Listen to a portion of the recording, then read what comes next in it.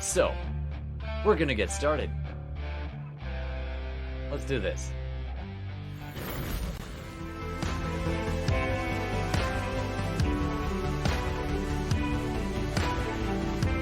Intro.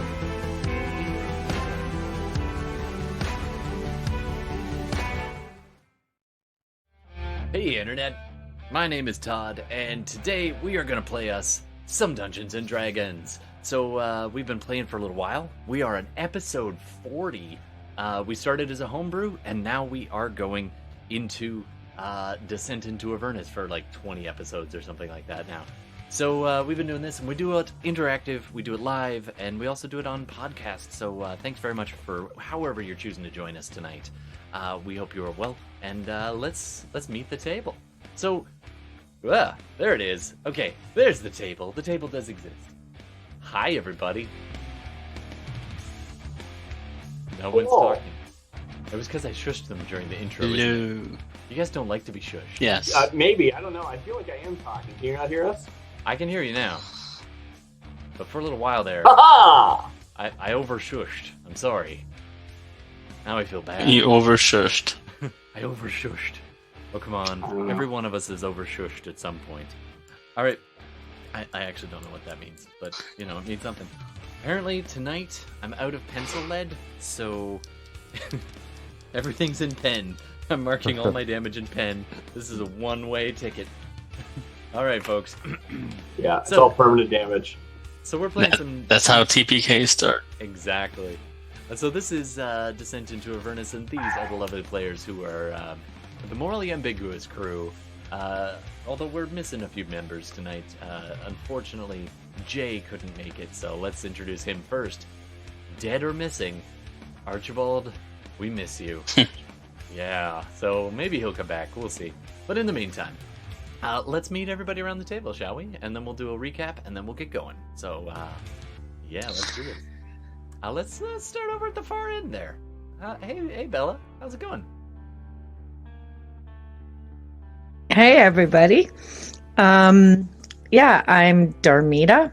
I am a Gloomstalker Ranger, fallen Aasimar, and the strangest, darndest thing happened last time. I got old fast, so we'll see what happens. Oh, I almost forgot about that. Yeah, you had an encounter Your with a literal ghost. life force sucked from you. 40 years. And the rest of us, too. Life. Let's not. That was a while back now. And, so we are... 2 weeks. Yeah, we're going to figure out what happened to you there. So that'll be fun. A lifetime ago. Absolutely. So you are no longer 20-something. You're now 60-something in-game as Gloomstalker Ranger, who is face-to-face with somebody who looks surprisingly like you. Actually, you might look a little older than her right now. I mean, she's a celestial being, so I don't know what they age like. But we're encountering... It's fair. So is she, though. We're encountering Darmita's mom tonight, so, Darmita's mom. Anyway, we'll keep on going. It's like, I knew it was going to happen. I knew it. I'm in love with Stacy's mom. No, Darmita's mom. That's a song, right? I think that's a song. All right, we do not have I rights. don't think so. No. I'm pretty sure that's a real song. All right, so let's keep going around the horn here. Darcy, how are you doing tonight? I'm doing great. How are you doing? No one ever asked the GM, right? Oh my god! I can TP. That's never You're happened. so quiet, son. I'm so shocked. I've never been asked before. Uh, I'm okay. well, enough of that. Back to me. That's all I get. No, I'm doing great. You can find me at DarcyBits, blah, blah, blah, blah, blah, stuff. Find my stuff. Do it. It's good. I'll be playing the pacifist paladin of Palor, Henrietta Pedersen. Henrietta Pedersen. Also known as Hen. Yeah, and Henrietta is, I think you're probably the most holy of the people currently in hell. So there's no I'd way like to that'll think so. come back and hurt you. No. Why would that be specifically targeted? I don't know. Maybe the person rolling around with a giant Peller symbol on their shield. Anyway, whatevs. It's all good. All right, and then right? Circling around, let's talk to Falurie next and Carl. How's it going, Carl? Thanks for joining. Going fantastic. Now that my daughter's asleep, it's awesome. Yeah, Dungeons and So, Parenting, am I right? I will be playing. Oh, dear goodness. So I'll be playing Falurie, a Shadow Monk, Aarakocra Shadow Monk. I missed the last session, so just like you, Internet, I am eagerly awaiting this recap, because I don't know what the heck Falurie's doing. Oh, we'll bring everybody up to speed. That's it. All right, awesome. And then, of course, the veneral, the voluptuous, the venticular... I don't know. Gordon! Vindictive. There it is, Definitely vindictive. not voluptuous. Vindictive. Playing Fenris, Shadow Sorcerer, stuck in hell with everyone. Has some things going on. Absolutely. Hi, Is he Fenris. clutching his little blankie he had as a child? Let's not forget that. Figured out. I haven't That's forgotten actually- that. that's actually that's happened. that's potentially a Found ticket it out. in a dream and wrested it from his own little child self in a dream. If you only had that last piece. Interesting. Anyway, and then, of course, I am playing everybody else. Although I'm not doing it alone, because Internet... Where's the camera? Camera 1, camera 2. Internet, you're going to be helping me out, okay? So, we do what's called plot points. And how that works is, you watch a little while, you get some points, you cash them in, and we have to involve your suggestions in some manner. It could be a dream, a hallucination, a random imp dropping by.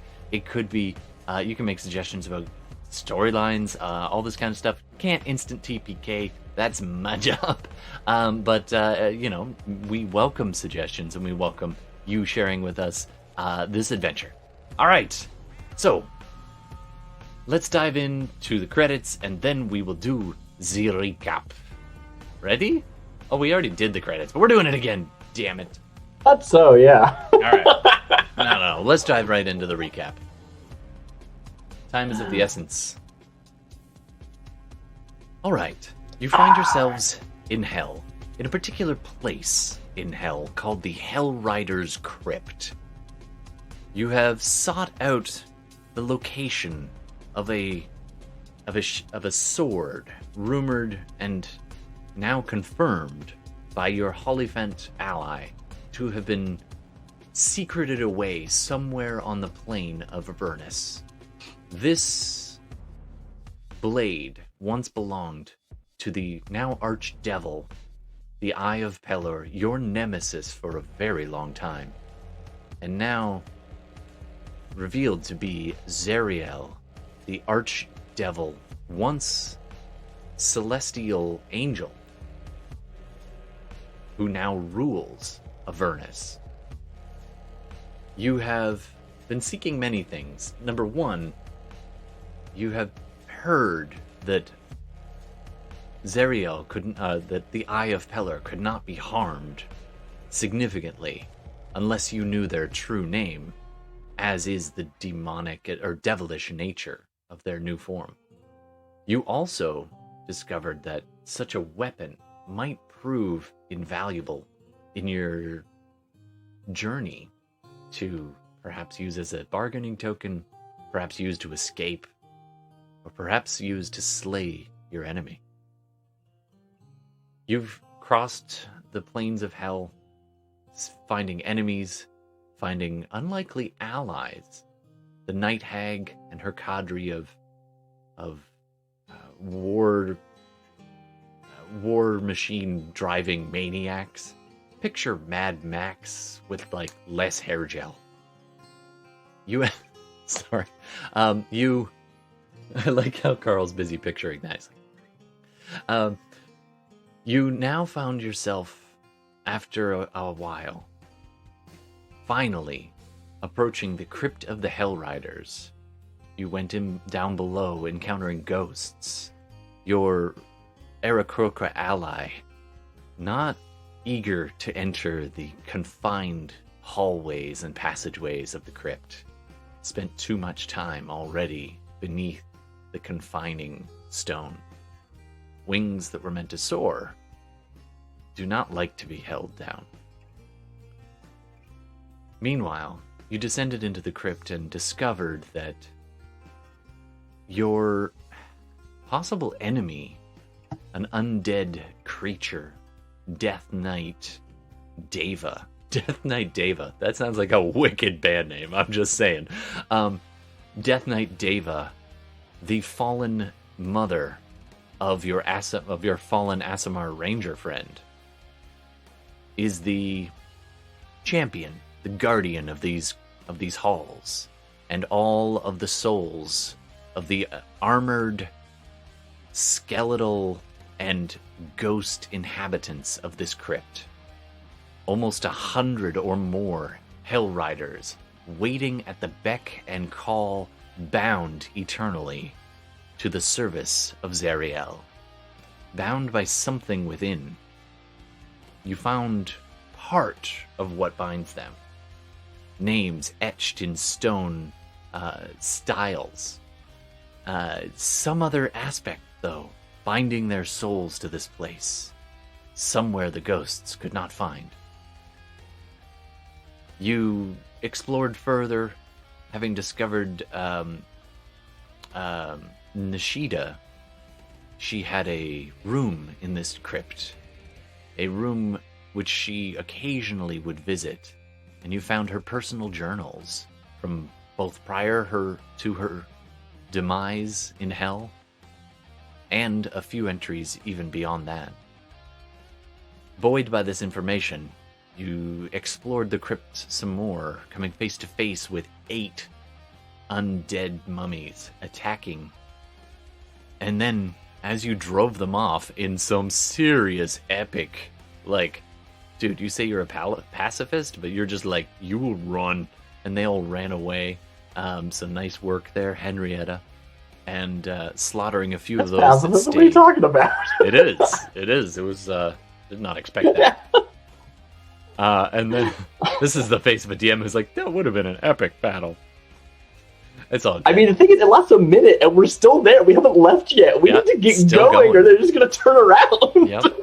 Now, you were about to leave when suddenly up came Nishida, Darmita's mom, who's got it going on. As came around the corner and began to speak with you.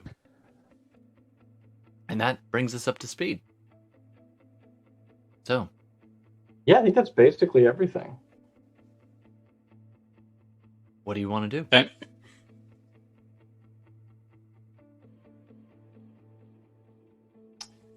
I guess I'm waking up and wondering where all my friends are. I think you said you'd wait in the van. There are the machines. You the got all infernal huffy machines. when I Where- was like, I'll calm you down. We're not that far in. No. No, we're Like, not. we Yeah. didn't get very far in, and you stayed right at the mouth You may of the cave. Let's or the start with entrance. Falurie, actually.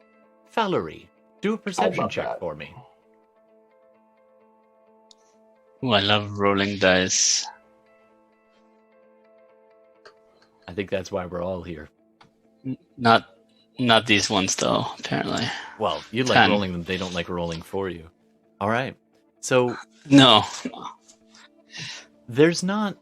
What breeze does happen in hell is hot and stifling and fetid with odors of rank undeath and rotten flesh, the tang of iron and the Unwashed. and a strong, almost overpowering scent of sulfur. And yet you stand on the top of this hill, your feathers just slightly ruffled by the breeze. You can see on the horizon, stretching out around you, these blasted plains. You see lava fields smoking and bubbling further away I believe to the south. And you see these rise of these mountains due west. North from where you came, you see the just a hint of the Styx from where you are. flowing across the plains. As you're standing there, you hear these loud cracking sounds that seem to be coming from very far off, almost like a distant earthquake, and a very subtle shudder, and the whole place just rocks. You look again, and the Styx now seems a little bit closer. Just flowing maybe 500 feet away, down near the bottom of one of these hills. You swear it had been farther away, that the landscape kind of doing the whole vertical dual focus pull thing, where parts of the landscape just don't seem to stay where they were. This is not the first time you've noticed that effect, but it is unsettling, to say the least. You look down, and a little bit way down the hill face, you see the two infernal machines, the large bus-like thing with a hook and a claw, like a towing, grappling hook on the back. And you see the smaller dune buggy type machine. The two Kenku kind of crawling over them and twisting and just making sure they're in good order, checking on them, squawking back and forth to each other. You can hear them just a little ways away. You catch a glimpse here and there of Barnabas flickering around towards the top of the larger of the two machines, the Flame Skull, glancing around a bit nervously and kind of calling out to the others. What do you want to do? Well, how long has it been since they've been in? It's easy to lose track of time down here, but you would say they probably went in about maybe 20 minutes, maybe half an hour ago. They'd cracked open that door, and something about the creaking of stone and the grind of the door as it slid open just raised your hackles, and you decided to get a little bit of air. All right. I'm noticing what you described there, changing landscape and whatnot. But it doesn't seem there's anything that is really motivating Falurie to go in, or rather, there's nothing motivating her to go in to counter her fear, essentially. There's nothing out there that is scaring her so much that she's like, okay, you know what? The safety of a scary crypt is probably much better. So you're kind of catching a bit of a breather outside, and at this point, it's subtle. It's a little unnerving as you look around and you see all these bowed knights in armor, kind of bowing down before these standing stones that mark this crypt and the entryway down. A circle of stones and a circle of dead men and women, dead at their posts, their bones resting in their armor as a casket. You get a sense of like a creepy cold mist kind of flowing along the hill. Even though it is up on the surface of the hill, it should by all rights have burned off, but it just seems to hang low. At the moment, it seems fairly quiet and uneventful. If anything changes, your keen eyes will probably pick it up. But not with a tent. All right, jumping back down inside. Darmita, you are standing in an L-shaped room, about 15 feet wide, 25 or so feet long. There are several entrances and an alcove behind you. Off to your right, you can hear the mummies scratching and clawing along the hallway as they retreat away from your paladin ally. The brilliant white light emanating from the shield behind you, casting shadows maddeningly dancing on the crypt walls. Behind you, you see the fresco. You'll see, anybody want any groceries? No. You see a fresco behind you, or a carving anyway, depicting these warlocks who had been instrumental in crafting these divine and infernal gates. This massive archway, kind of depicting the outer edge of this mural, or whatever it is. This thing, art wall thing. Should have taken some art in high school. Pardon me. And then dotted with all these smaller motifs of these gateways that you are more familiar with. But none of that, even the two mummies scratching inside the oversized urn behind you, don't seem to attract much attention. Because in front of you,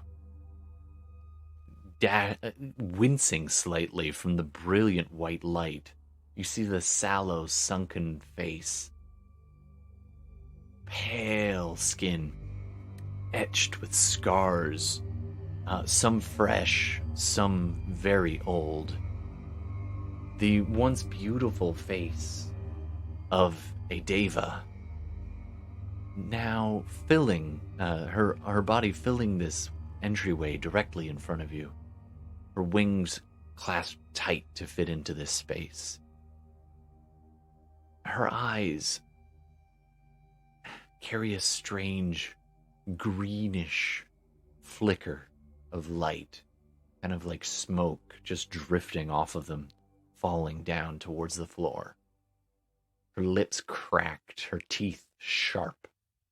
Her armor is blackened and shows signs of mutilation and wear and the twisting that a lot of the hellish landscape does to a fine artifact. Once a beautiful set of armor depicting her rank in the celestial army is now twisted, defiled, and before you stands a death knight of hell, your mother.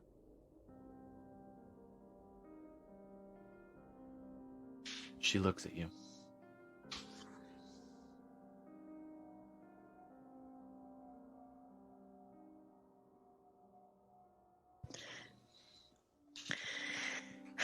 I feel like Darmita, at this point, has been searching like a lot for her mom and for answers. So,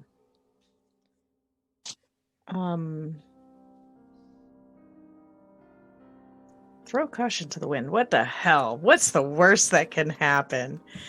Famous last words. I'm just gonna walk slowly, steadily closer. And as I'm walking, I'm just kind of keeping an eye on the subtlety cues of her face and body, to see like if she's flinching or do an insight check. Do you know what I'm trying to say? Like, yeah, do an insight check for me.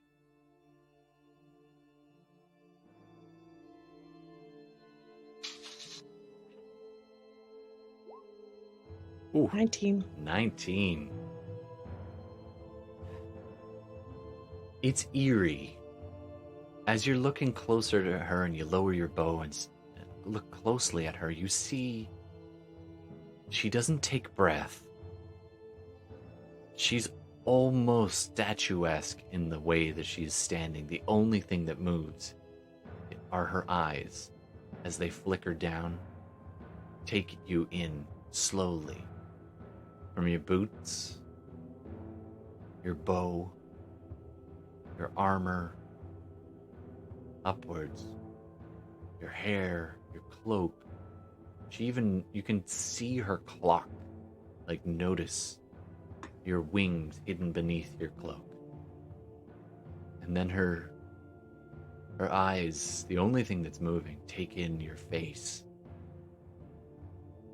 There's a look of like a ever so slight furrow of her brow.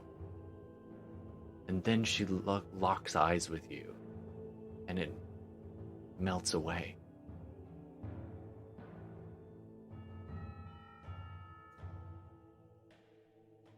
I know you.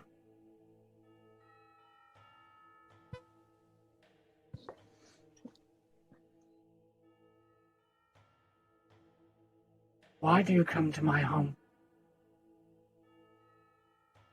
my rest. Because I'm seeking answers.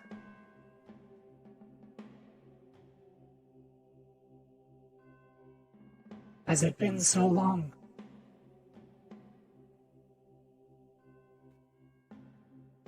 She takes a slow step forward, as though seeking permission to approach. When you don't flinch, I'll relax. when you don't flinch away, she stands in front of you. She already dropped her sword. This massive twisted metal blade behind her. She reaches up a hand and just starts to touch just the end of your hair, and then retreats her hand back. Darmita, if I may. We don't have much time. Can we take this somewhere else? This is the first time Nishida has seen anyone else, even though you're blazing bright white light. She seems to blink it's only and the look at time you, of casting. and her eyes I don't have go like an aura or anything. blinks into this almost cat-like reflex, her pupils dilating, narrow into slits sideways as she takes you in, and her lip curls back a little bit, taking in the symbol on your shield. What do you do here? Why? Why come here? Do you mock me? She calls out, We're looking to release you. Everyone cursed here. And we're looking for ways to find the Bleeding Citadel. At that, she takes half I'm a just step gonna back. turn. Go ahead. It's an honor to speak with you, Nishida. Commander Nishida. That's what I meant to say. Go ahead. Yeah, I'm gonna just turn to Hen, and I think it's just Hen and Fenris, isn't it? It is. I'm actually hidden. Yeah. I'm around the corner. Yeah, I'm just gonna look at them. Like, I'm just gonna kind of stay where I am and turn and look and go, you leave. I need to stay. Go don't- ahead without me. Is she not who we're looking for?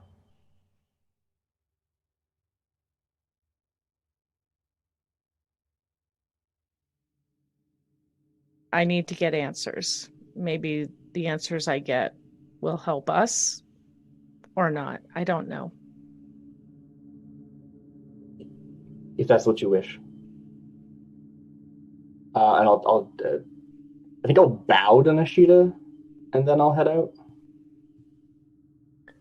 At your words, Hen, you did see her. It's almost like an instinct that she's fighting down. An instinct to attack. And yet at your respectful words, she does pause. And she motions. She motions you. She raises a hand and points back into that tunnel, that entryway that Fenris is currently hiding in. Okay. You seek a place to be uninterrupted. If you are careful, you can find it there. Not all those who served me in life are so obedient in death. Thank you. I hope to speak with you later, once you've had your time alone. I'll head out. I'll leave. All right. As Henrietta walks away, the light goes with her, and you are just plunged into darkness. The air is thick and hot. Just how you like it. You are a Gloomstalker ranger, and you have dark vision, but even then, the oppressive gloom of this crypt kind of seeps into the dark. It just seems much more oppressive in the dark. And without, you hear the scrabbling sounds of the undead nearby. And Nishida is absolutely silent as she is standing in front of you. You get the impression that she's able to see you no problem in the dark. And is waiting. Hmm.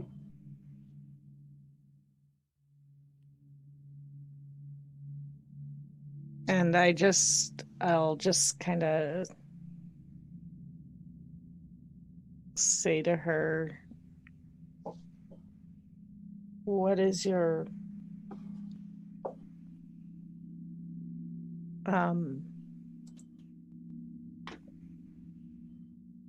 allegiance to Zariel?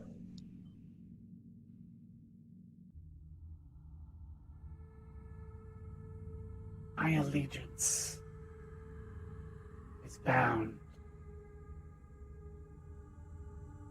I am bound by stone and soul. I am bound by blood. And I am bound by the threat of memory. Is that the contract? Zariel does hold my contract. I was too weak to resist. Long service became a habit until it was too late. When you say he owns it or holds it, we were under the impression there were contracts here of your allies, and our hope was to free them as well as you. Is that not true? The contracts are here of others. Those who served in my command, and I and Zariel's when we came to Hell. They are bound here by stone and ink. And I am powerless to free them. I am. And my contract, well, Zariel keeps that beyond my reach. Having become the archdevil, Zariel has many tricks up their sleeve. Many places and powers and influences. I always wondered what became of you. You...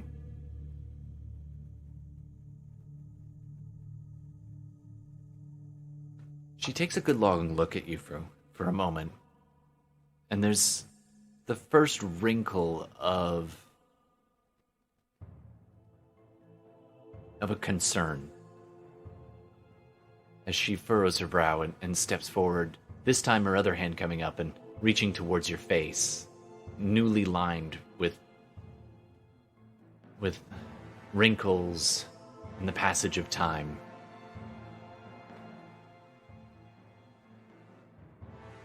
You do not seem yourself. What happened? Yeah. Well,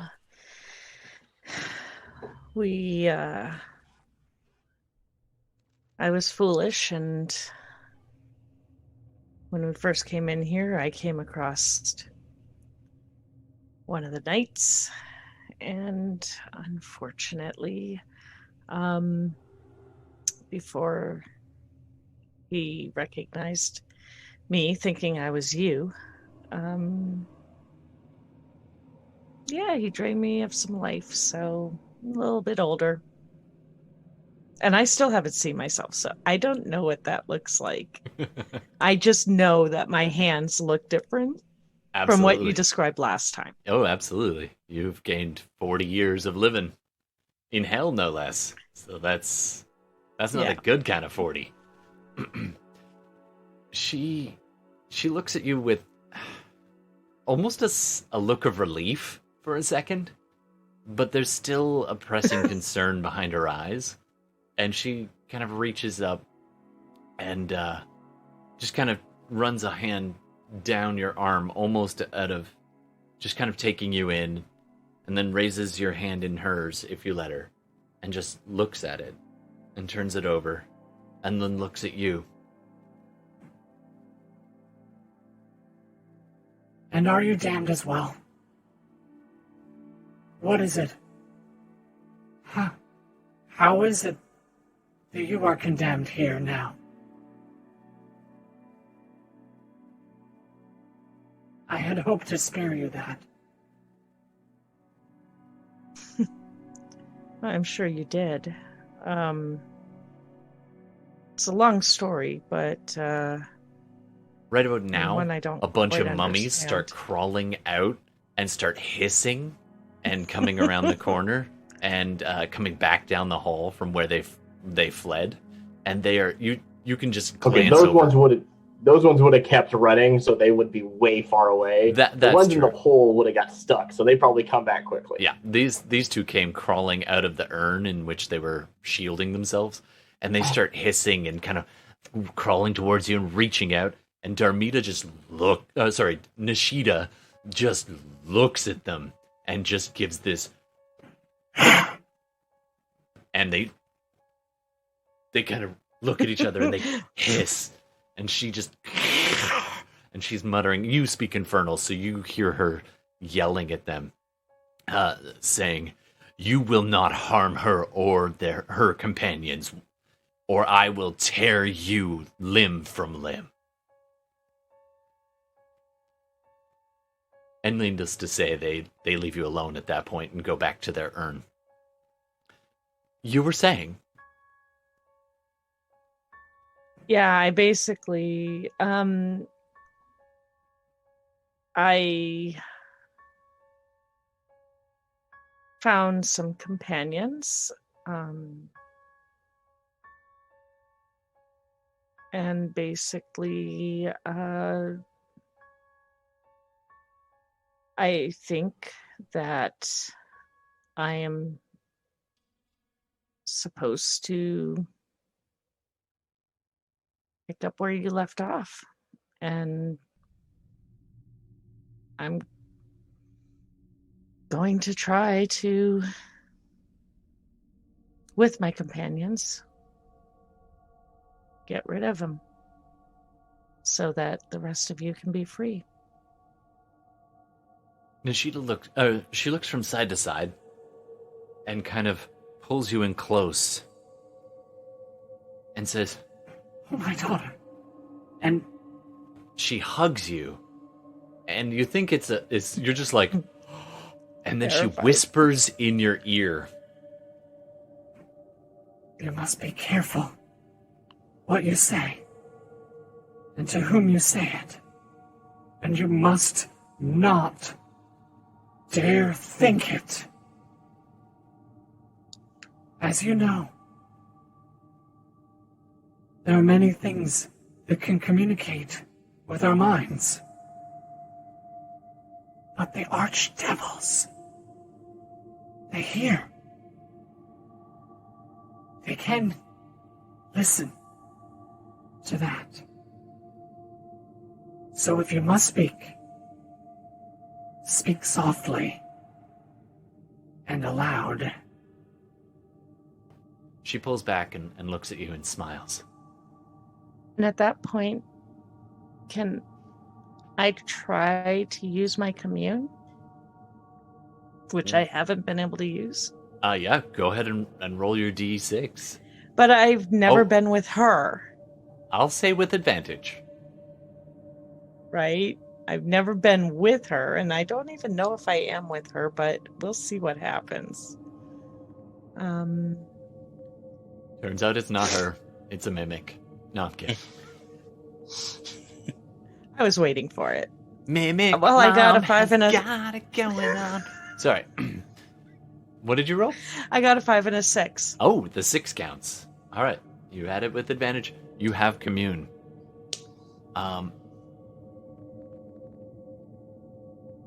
You look at her, and the darkness starts to flare. And this light just begins at the baseboards and begins to flow upwards, illuminating this place almost like a wipe, as though someone's just pulling up a wall of light around you and then closes it over you and Nishida in almost like a cocoon.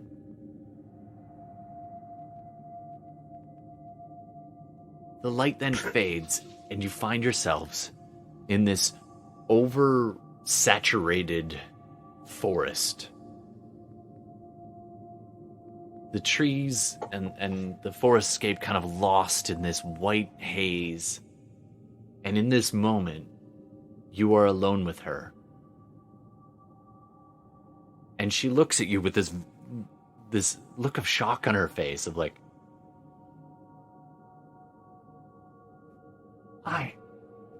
I didn't know.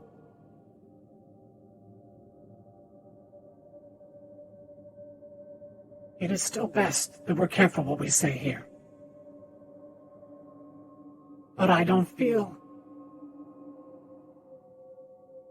the Archdevil's presence. Not so strongly here. I don't know what you did. What we did.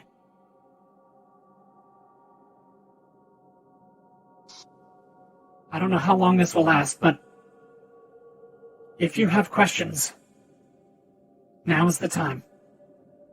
And I have some of my own. what do you want to ask her? Oh man, I should have thought about this. And you're on your own, so the players can't help you. Yeah. Well, they can. I Tabletop. know, You can right? spend plot points. So can you, Internet. Want to ask, Mom? You could always scene break and flip back. It's true, we could. Yeah, I mean, You can think for a bit. We could come back. what? We could come back. Yeah. Yeah, Okay. I'm good with that. All right. All right. Internet, I really want Walking you. down the hallway in the dark. Do I get plot points? I guess I get unlimited plot points, right? I kind of want you to be asked. So, Mom, Effectively. is there a history of diabetes in our family? I mean, I really need to know. Just kidding. We'll come back to that in a moment. You know. All right. _Quinn said, GM always get unlimited plot points. It's true. We cheat. We cheat with all the plot points. All right. Good to see you, Gemini. Thanks for dropping by. All right. So, meanwhile, you guys have walked down the hall in the direction that the fallen archdeva, undead deva, has indicated. And for some reason, why am I not able to reveal? I mean, I probably lingered just a little bit to make sure she was okay, but then, yeah, followed and started walking down. Yeah, you see the Yeah, I assumed you like the mummies. heard that conversation. You before. saw that hiss, and you saw them stepping forward, and the flames began to crackle in your fingers, just a little flicker of light as you're about to like blast them, and then you see Nishida like yell at them, and they just retreat, and you even see one go back into the mural, hidden extremely carefully in the stonework, and the little surface of their stonework sarcophagi decoration just closed, and you know that at least for the moment, Darmita is safe. So I guess we're going to go into this next room carefully. I'll let Henrietta take the lead. Sure. And Henrietta, I still have my yeah. locate object up, right? Did you cast it again? I did after the short rest. Yeah. Right. Okay. So And it I is cast currently see invisibility, just so you know. right. So nothing hides from either of you. All right. So large. You walk into another funerary chamber. You've seen similar ones, but nothing quite as elongated as this. This is, you see large iron burial urns positioned reverently throughout this hall, each engraved with a noble coat of arms of the city of Elturel. Henrietta, you recognize some of the last names. Not the first names, necessarily, being 50 or so. Well, we haven't quite nailed down when this went down, about 50, 40, 50 years ago. You see polished swords, lances, and shields, and other weapons not decorative, hanging from racks on the walls. Urns stand in the corners, and especially Fenris, as you look, you see the ethereal shapes of these ghosts just standing next to or within these urns. And when the light comes in, the ghosts retreat within their urns, as you saw when Darmita done got aged.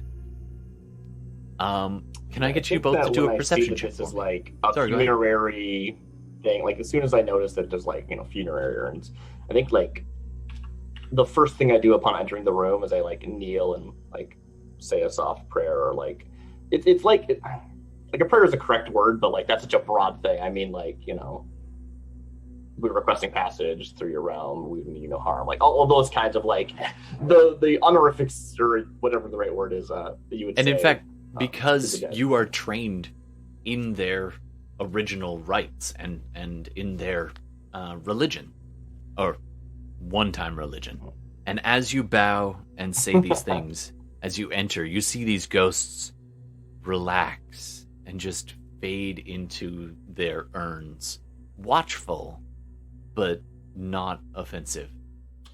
And one of them peers out, only Fenris can see this, peers out curiously, the one in the far left corner, peers out almost curiously at the pair of you. You're low. Oh, sorry, go ahead. I rolled a 24. All right. Perception. Because you can see ethereal objects, it's this weird, almost ultraviolet sense where you get to see mist forms and so on that others don't. And you can actually see the one ghost that was staying vigilant kind of puts a hand up to the other one just to the far end, just to the south. And they both look towards the center of the wall, dead center of the wall, between them, right about here. You also, Henrietta, you and your locate object spell immediately and strongly get a pulse. Okay. From this way, directly east, the east wall that Fenris is now looking at. And it's close. Probably, maybe not as close as within this room, but close. Is this over here at the far wall? Is that just the weapons and stuff, or is there? That's the weapons and stuff. Yeah, the okay. racks of weapons. I figured, just thought, and a few more urns. Okay. I look at the wall. Is there anything discernible with it? Is with my sight, do I see that it could be the outline of a doorway? With a 24, you take a close wall where those two ethereal ghosts were motioning. And Henrietta, you don't see the ghosts per se, but you sense their presence nonetheless. I would guess they're there, and even if not, I would still do what I'm doing because I think that's important and a respectful thing to do. Absolutely. On this wall, you can actually see there is a single lance leaned against the wall, and it's leaned against a small alcove, like a small dent right in the wall. Not deep, it's only a few inches deep, just enough to kind of prop the lance there. And it's as if it's waiting for its former owner to pick it up. Okay. Do I notice that the ghost, the one that was looking at us, does it look like it's ready to attack or guard? Do I sense curiosity or menace? Can I get Henrietta to roll persuasion with advantage?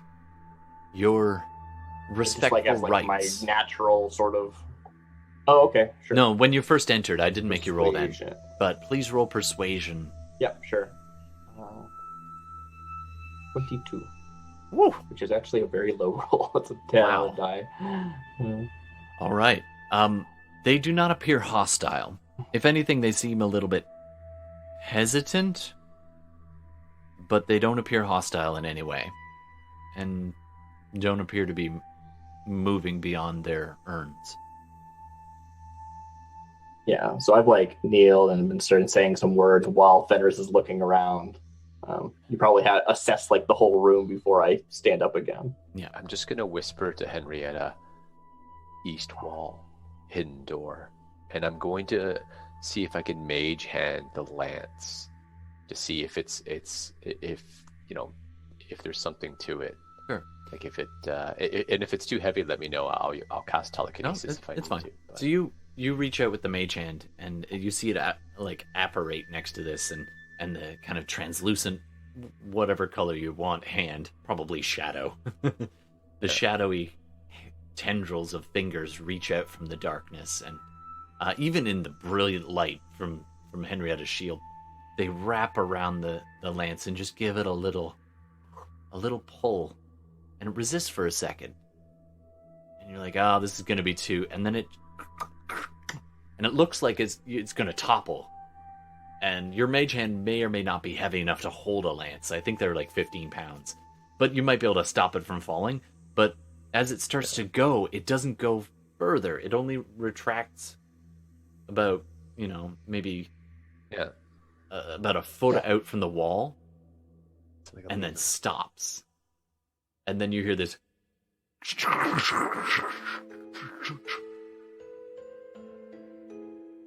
And these lines,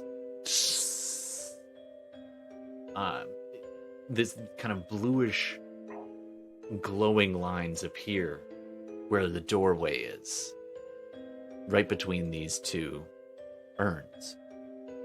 You have opened a secret door. Good job, Fenris. If there's just like a name on each of those urns, I'll just like recite each of them before saying, we seek passage if to hopefully release you from your curse.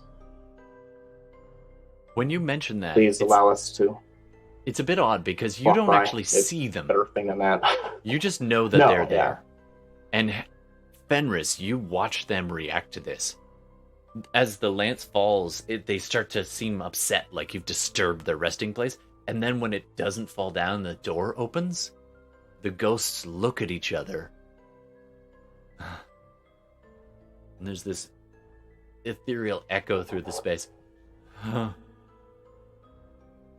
And then they look back, and that's when Henrietta walks between them, saying her respectful words and saying, you're here to help.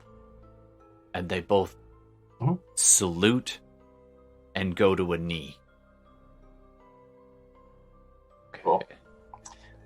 Is this actually an open door, or is it just It like is a now line open. where a door would It's an be? open door. It is now open. Okay, I wasn't sure if it was like a That's, doorway or like I'm a gonna go door. Yeah, okay, cool. Yeah. I'm gonna go in. Carpe All diem. right.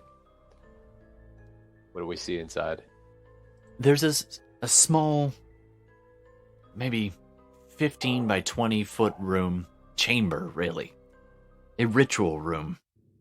Similar to the one that had the bed and the desk for Nishida.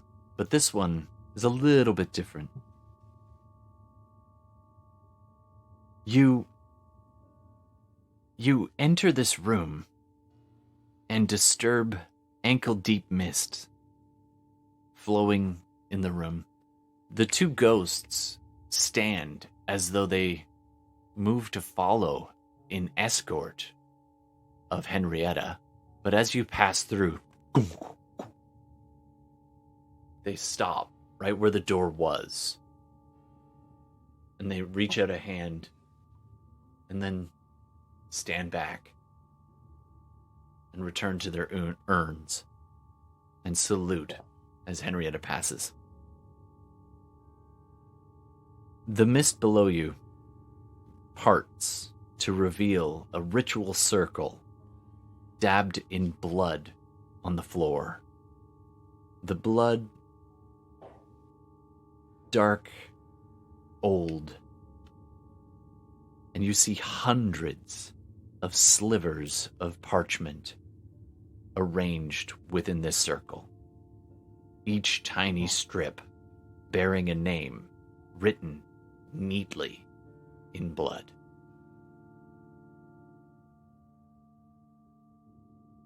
You have found what you looked for, what you were looking for. Your liquid object. Pulsing. Nice. Nice. I am going to just use can I do an Arcana check? I just want to make sure to confirm the nature of this spell, that it is the first or second part of what is trapping everyone here. Can you in my go? mind, I think it's one part is the styles and one is here. Sure. Go ahead and roll an Arcana check for me. Do I have to have Arcana to give advantage? Because I also just want to try on. I'm going to say no. Pieces. I think you can assist and point out and be like, "What's that mean?" There are runes, Well, and first one's a 24. You rolled So a I don't know if I 19. It's one of those Okay. like instead of rolling an Arcana Oh. and a religion, it's like using both those knowledges together to come up with an actual. I love the it. total picture. You go right? That's ahead sort of and what I'm thinking. yeah, go ahead and roll there. But Darcy. I mean, he rolled 19, so He did, but I want you to roll. likely. You just convinced me that you should roll Arcana and religion at the same time, and I am all go ahead. for that. Oh, sure, I can roll my religion. Sure. Yeah, go for it. Let's see. Not great. 24 is more compelling. 24 is more compelling. Yeah. You're just like, this is Darcy. Henrietta. This is some evil magic. This is the Yeah. foulest of.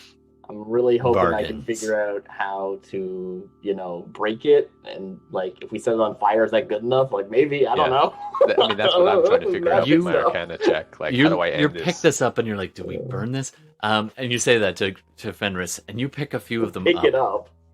or at least inspect it and look at this circle daubed in blood. And there is words and runes scratched into the blood around the outside, an arcane binding. And essentially, you speak Infernal, Fenris, if I remember correctly. I do, yes. Yeah, And- so and you it can is read this, and it is you gather that here are the bound names, bound in blood and stone. One of two vaults to serve the new Archangel of Avernus.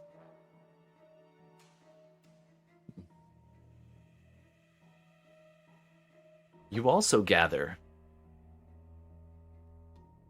it wouldn't be enough to just destroy these parchment pieces. This room has been shielded from the undead being able to explore it. But even just destroying these alone would not be enough. Striking their names from the stone carved stiles and destroying these strips. But you also you're like, wait, you kind of beautiful mind it for a second. You're like, okay, one of two. Wait. The styles, I'm going to call it styles. The stone reliquaries that they are bound to are referred to, and it's kind of like translating Latin, where it's like, okay, that, and then this chamber, but this chamber is referred to in the plural sense. There will be more. There will be another somewhere. Okay. So then, do I pick up that I need to strike the names in the styles first, or that I can burn these first? Is there a certain order, or is it any order? It can be. You get the impression that it can be any order. Okay. Yeah, It's just what that there's we more earlier. there's more than one of these chambers potentially. Yeah. But I could just burn this chamber. Yeah. right? By destroying these papers, you will deactivate the protection on the memorial styles. Stels. Okay. Beautiful. Stells. Got it. So there was something protecting those memorial styles. Okay. Cool. Do we want to cut back to Darmita? Let's cut back Well, to why don't Falurie. you step Actually, out of the room? sure. Sorry, go ahead. Oh, I like that.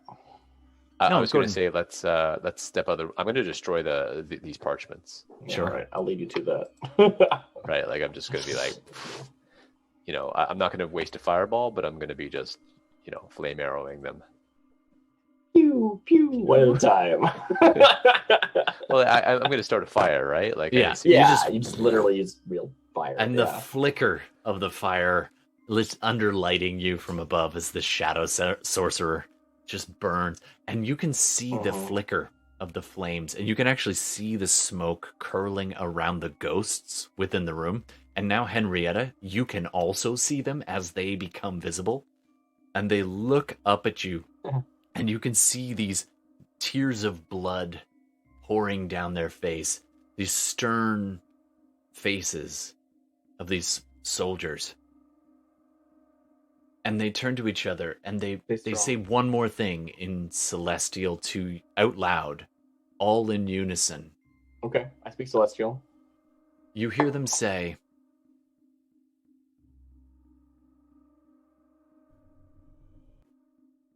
The last march.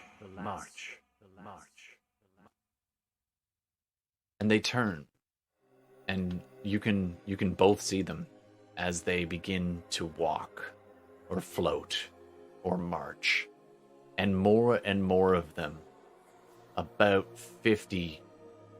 Well, not all 50 at once, but you see them begin to march quickly around the corner, and just through here, and they actually pass right through the stone, right through. Of course they do, yeah. In the direction of the memorial stels, and you see them just call them into the stels. wall. Yeah. Stels. Let's call them stels. Somebody out there will correct me, right? And you see several other ghosts just passing right by you as they leave these chambers and move beyond into that.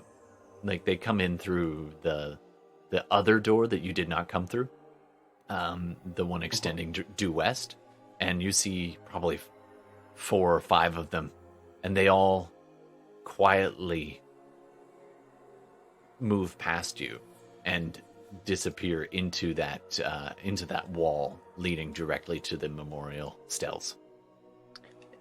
And just before we cut out, then I just wanted to confirm: did I get the sense when I was observing this that this is it, or is there one more that we have to go to before going to the stels?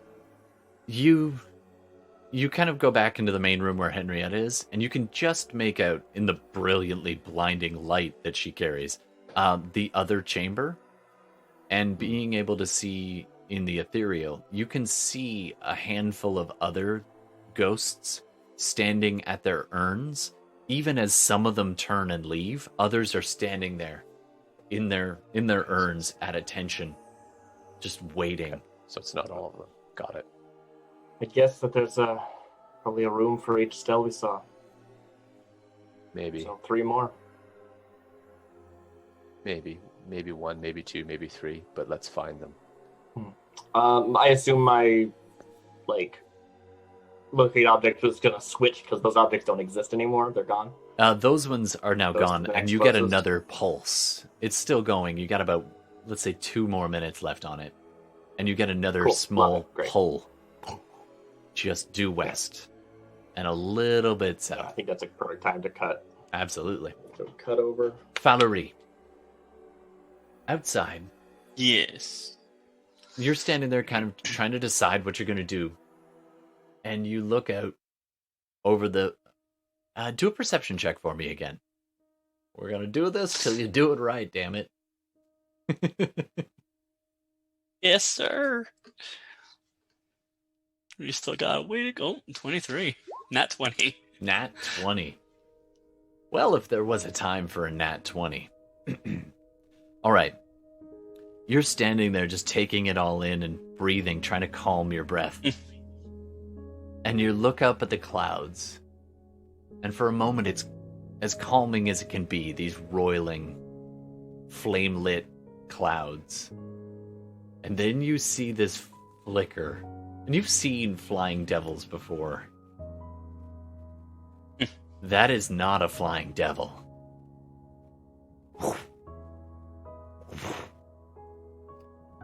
There's a small rise, probably a mile or two. It's hard to tell with distance in hell. But there's a small rise about a mile or two south. You drove past it, past the bone brambles, on the way in.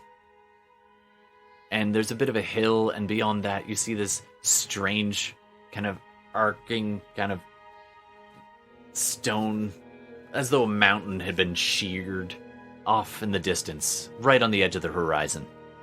But much closer, about 2 miles off, this small rise where these bone brambles grow up, these bleach white tangle of trees in this twisted forest. And flying above them out of the clouds, you see what can only be described as a big dragon. This massive, and with a nat 20, you can see it, a massive black dragon silhouetted against the sky. And, I mean, you got bird eyes, man. You got eagle eyes. You make out something. You see this little something on its back where a rider would be. And it circles the brambles for a little while. And then it like calls out, circles around, and just begins to do this slow arc towards the north.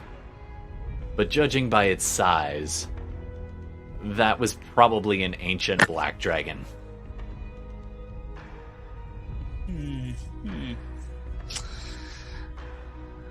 And am I close to our two chaperones there? Yep. Yeah, you make your way down the hill pretty quick. Actually, you could just shadow step down there from where you are. Alright, I do that. So I'm like, what are you guys gonna do? Oh, Jesus Christ. Barnaby, the flame skull, just totally taken by surprise as you step out of the shadows behind him. What do you mean, what are we gonna do? We're packing up, we can't stay forever. We'll wait, but, like, not forever. You guys haven't seen the black dragon? I beg your what? The black... There's... Yeah, right down yonder. When you pointed out, Barnabas's jaw just goes... and then clicks closed.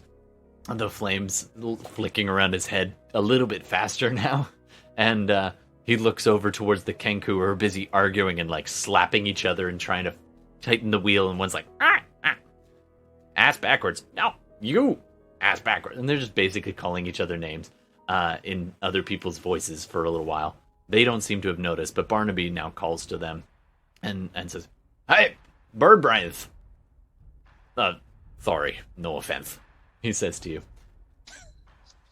"Shut the hell up. There might be trouble." Um. If that thing circles How long this will way, it take for you to lose it? well, if they see us, we could maybe make a break for Maggie's. Fort Knucklebone is that way, and he uses a mage hand, just apparates with a slight flicker of purplish flames around it. Points due east and a little bit north from where you are.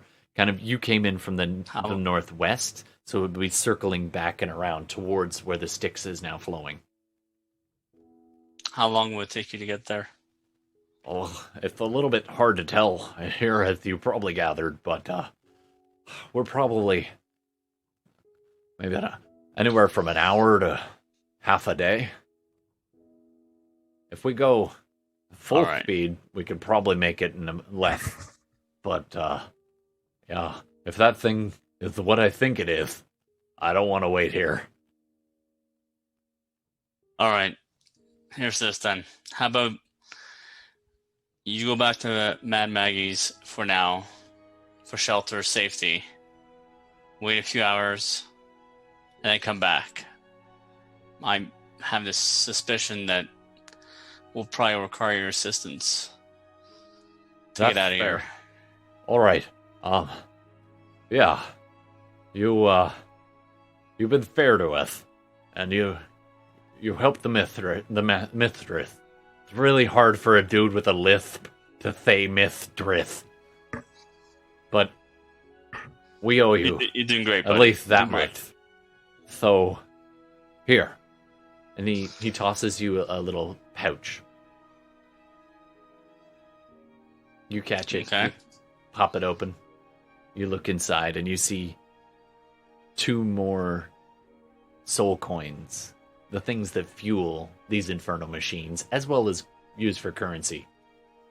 And he looks and says, That one is yours by all rights.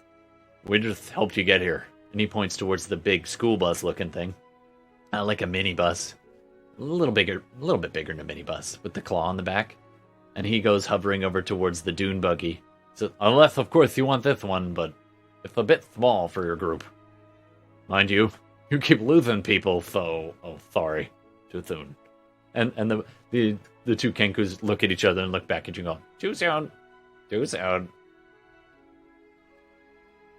Does the bus-like vehicle have any self-protection mechanism? Because obviously, if no one's here to watch it, there's nothing stopping other people from taking it. That's true. You could take the coin out, maybe, that's already in it. But, And one of the Kenku, the one you shat on, goes running over to the bus machine, and you hear for a little while, and then comes back out with this large wheel. You recognize it after a second of like, oh, that's the steering wheel. And it just offers it to you and says, See? It was good. It was good luck after all. Good luck after all. Don't be a dick. All right, I take the wheel. And Falurie takes the wheel. Thank you. All right. The 2 Kenku and the Flame Skull go over to the smaller, whatever it's called, the smaller dune buggy looking infernal machine, and they arrange it, they push it, and they turn it so that it's facing downhill the opposite side of where you can still see that dragon. You can just make it out circling over the Bone Briar and a little bit further north. I don't remember who had the map. Was that Fenris? What I do right now? Oh, Henrietta still does. Okay, good. Actually, I think I do. Yeah, one of you has it. I'm happy for Fenris to have it. Yeah, one of us has it. Sure. One of you has the mad cartographer. Good. So they give you a little wave, Falurie, and they call back and good luck to you. And hey, if you're headed back towards Knucklebone, don't be a stranger. You find us, or all right, we'll see. Get in touch. Sounds good. We're not coming So, back. as He they- calls as they start to roll it down the hill without starting it, just like, good old fashioned driving with a popping the clutch type driving. And they roll it as far as they can down the hill, and you see the one Kenku go ass over tea kettle at one point, and then hop up and catch up. And they're pushing it, and they get a good long ways with the head start of the hill, and Barnabas is steering. And off they go. Is Henrietta's horse still in the bus? It was a real horse, right? Yes. It's a real celestial horse. A real celestial. I hope it survives. Snow It's a white summon mane. horse. Go ahead. It is technically since- a celestial spirit, which is manifesting the shape of a horse, technically. All right. Well then. Interesting. 1 second, please.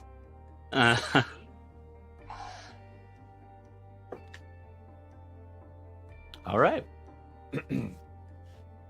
So there, you can kind of close it in there as best you can. It's not that visible from the outside. The tarp's kind of in one part or kind of back, so you take a few seconds to secure everything. And I mean, you have a fly speed. You can just up on top, make sure it's nice and secure. You take a furtive glance, like looking back towards where this dragon is, and you look back to the crypt where your friends have now been for the better part of 45 minutes, maybe an hour. I mean, we took a short rest, so it's at least an hour. Oh. Unless we're doing Yeah, time. it'll be a little over an hour at this point. What do you want to do, Falurie? You staying out here?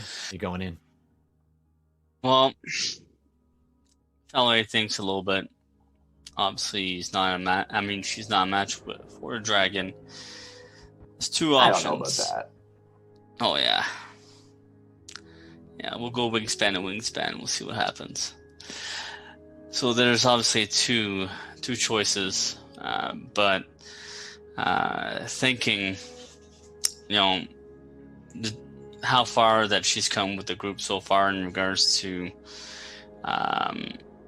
reaching their common goal and finding Sarnia. She doesn't believe that she's strong enough to pull an escape by her own and go find Sarnia by herself. So the need for the collective assistance, and spurred by the ancient black dragon, is enough to have her go to the crypt, not in a panic, but in a focused, calm manner, preparing herself for God knows how long in very tight quarters. So she'll fly solemnly to the crypt and try not to panic while finding her friends or colleagues or people. As you stand at that threshold, about 10 feet below the ground, 10, 15 feet, that doorway, you take a deep breath. Roll a wisdom saving throw, please.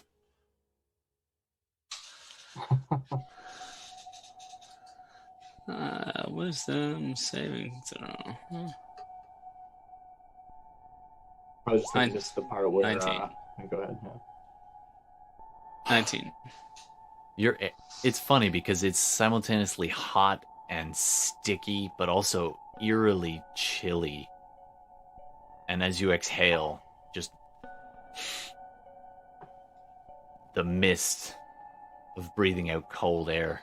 And you take about 3 feet, and this spectral spirit walks by about 10 feet in front of you. And you're just like, it doesn't look at you, it's marching this way. It is a ghost, translucent, armored. And you look at it, and it's muttering something. And there's about a few seconds, and you hear it, and you're like, the last march. And a few seconds later, another one. And they're all walking left at the end of the T-junction. And you're just like, they seem to be paying you no mind whatsoever. And they're walking that way. That's the directions your friends went, you're pretty sure. You were kind of in a flop sweat at the time, but you think they went left as well. Alright. The spirits go marching one by one, hurrah. And I follow them. Nice. As you follow the ghosts into the crypt. And I think at that point, we're going to take a little break. Alright, thanks everybody. While we all take a little break. Hey, Internet. I'm just going to remind you that we always take suggestions, so if you have an idea, we'll try to make that happen. And thanks very much for listening and joining and watching. And of course, if you're listening to this after the fact, we'd love a follow or a sub or whatever the platform is, because we do try to release episodes every week or two. And we also do Shadowrun. So if you like Dungeons and Dragons, you might like Shadowrun. It's like the cyberpunk, older, twisted, dystopian brother. And then I also do some video gaming, which you can find in this channel as my other handle right there. So we're going to take what do you think, guys? 15? Can't even see them right now. I think we'll be back in 10. Sure. I only have an... Oh, right. So let's be back in 10 minutes. Awesome. So we'll be back in 10. Thanks for watching. All right.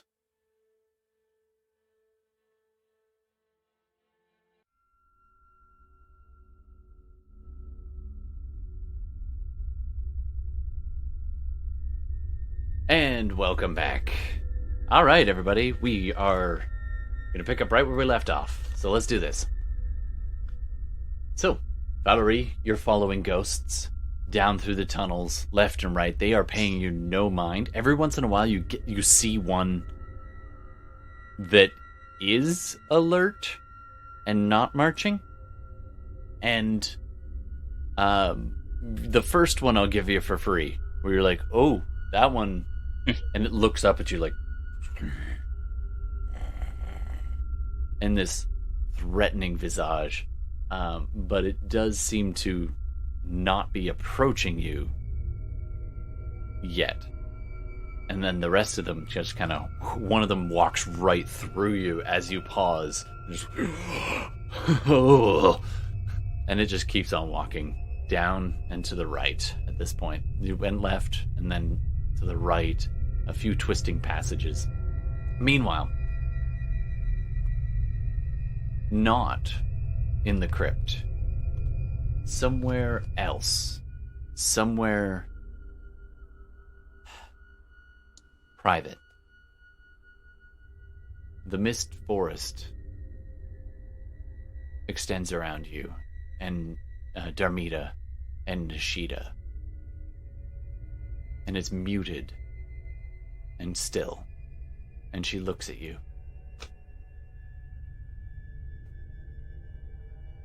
What is it you need to know? Oh, so much, but primarily, we need to know how to find the Bleeding Citadel.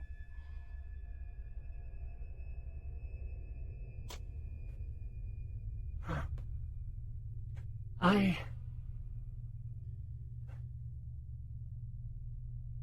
can tell you, but it is too dangerous. If you go against Zariel, they will kill you, and they will bind you, and everything I have done has failed, except that you are free. I do not want to throw that away.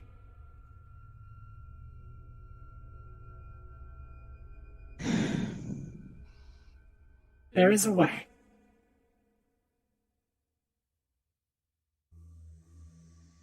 I am bound to Zariel. And when they exert their will, I must obey.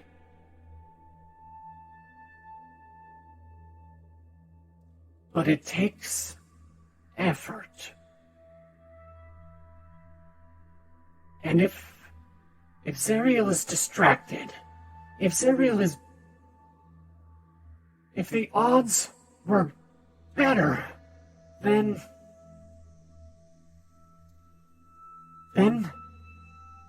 I could help you, daughter.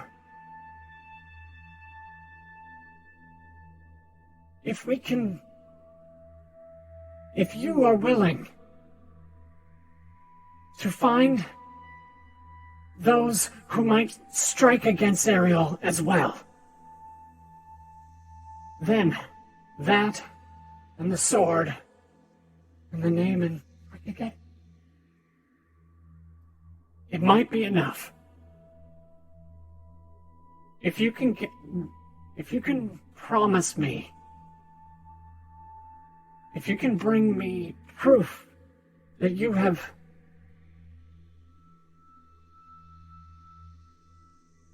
the Demon Lord might do it. Zariel has many enemies, both devils or demons. And if you could turn their focus, it would keep Zariel off balance, distracted, and it would give you a chance. And then I could aid you. You must choose. You must decide if you have enough time.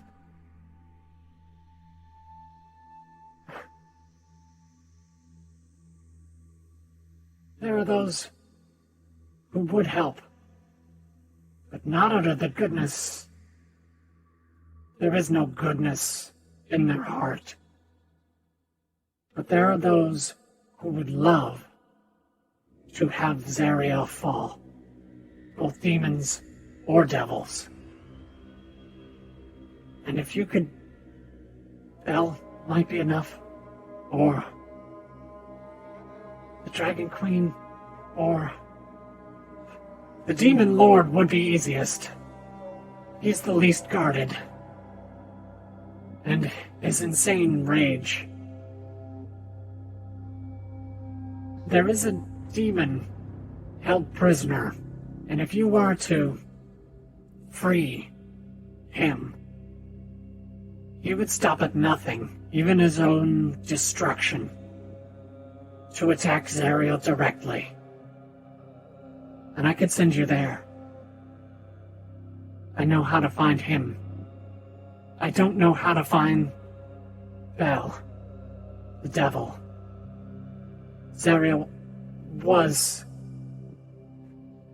Bel was in charge. Was the Lord of Avernus. And when Zariel made their deal with Asmodeus, Bel was demoted. A right-hand man. You might find an ally in Bel. And then Perhaps the Demon Lord.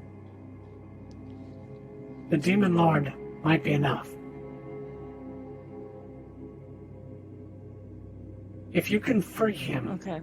it will take him some time to track and attack. But if you can free the Demon Lord, then I can let you know where the sword is kept. In that time, you would probably have enough time to retrieve it. And then we could act against Zariel together. The Demon Lord, myself, and my daughter.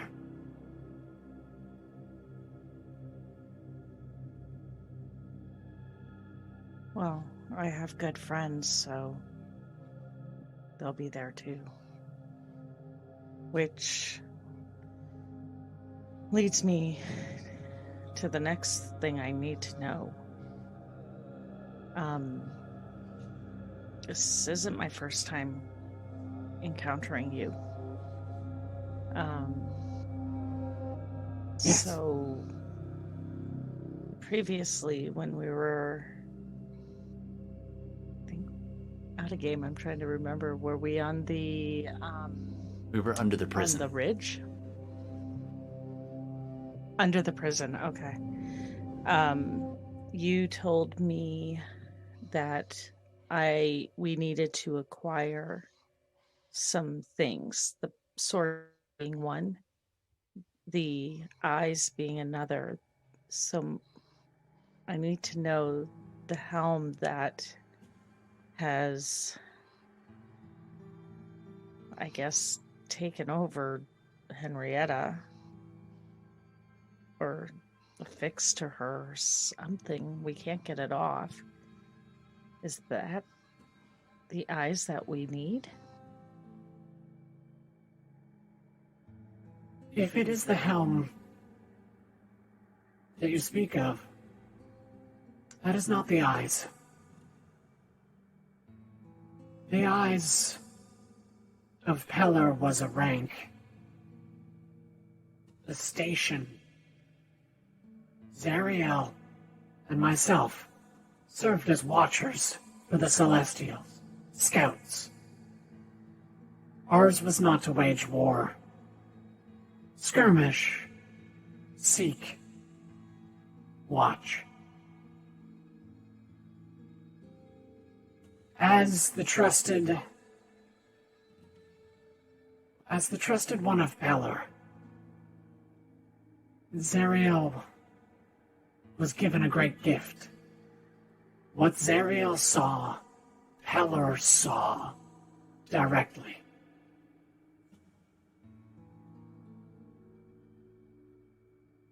Zariel's eyes were that of Peller's.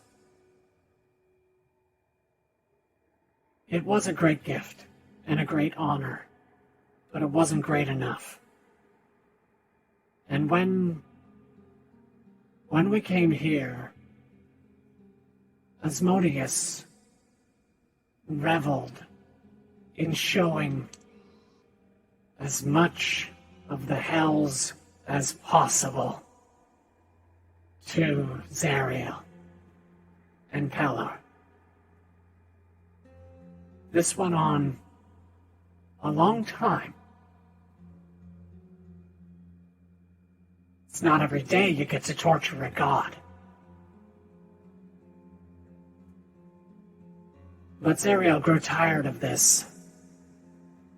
And when Pelor's assassins began to find their way, when the spies of the celestial ranks and the other allied gods began to move into the hells, it was too much of a liability, and Zariel made another deal.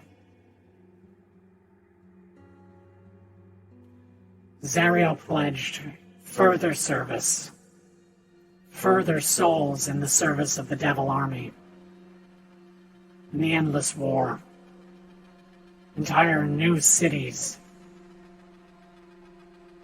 with her henchmen going to the material plane, seeking out those who could be corrupted. Ostrin was one of hers. I knew him as Haruman. I was sometimes sent as well. And I wasn't there, but I know that Zariel's original fortress was attacked, sundered, and crashed. After that, when I came back, Zariel had plucked out their own eyes. Perhaps you may find them in the old shattered fortress, or other things that might be of use. I'm afraid I wasn't here, so I can't say for sure. It's okay. But it's worth a shot. Hmm. You did have her eyes. They said they were the same rank. Obviously, I'm not saying this to you in character, but Yeah. Zariel was always slightly higher rank than Nishida, just so you know. If not, then I'm retconning that. Fair enough. I wasn't sure. I thought she was higher than him originally, but No, Zariel was always Okay. the leader, and then the two. So there was the I forget if it was a solar or a she was the planetar. Deva. She was the Deva, as well as Lulu was the Yeah. Holyphant Mount, who would sometimes go in Deva form, being able to shapeshift, Right. or human form, one or the other. Speaking of Okay. which, at about that So- point, Falurie, you turn a corner and almost have a goddamn heart attack as this wrinkled, old, gnarled hand reaches out and clutches your wrist, and you just post up, and the little old man's like, oh dear, hello. Lulu, standing in the darkened corridor, What the? back in the What are original you doing chamber. here? Oh, Falurie, you found your way in. There are beautiful carvings here. Be careful what you touch. Lulu, do the others know you're here? Oh goodness, I seem to have wandered off a little. And Lulu links his arm underneath yours. Let's go find them. Good day. And as a ghost Okay. walks right past Lulu. Good to see you again, Corporal. I forget his name, he whispers to Falurie. Some of the details are still very foggy. It was Lightar? Lime?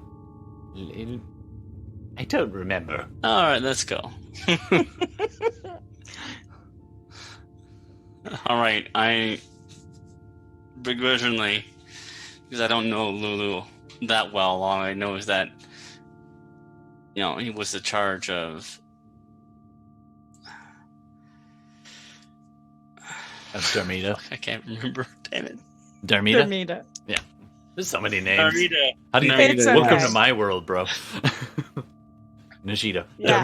Darmita. He was in charge of Darmita.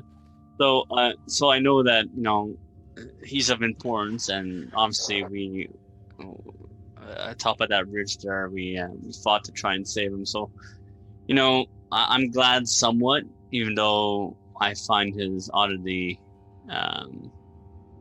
disconcerting.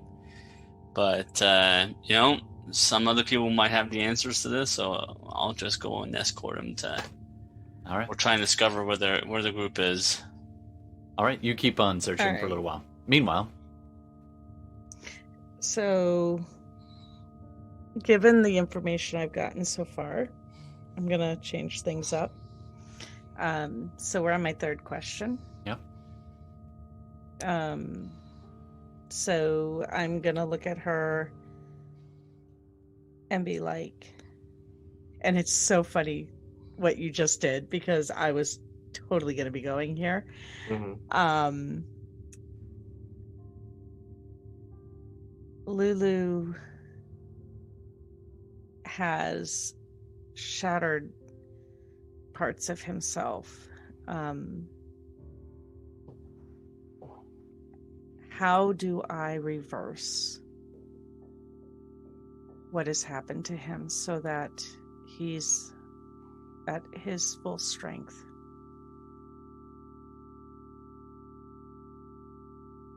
He's here, you know.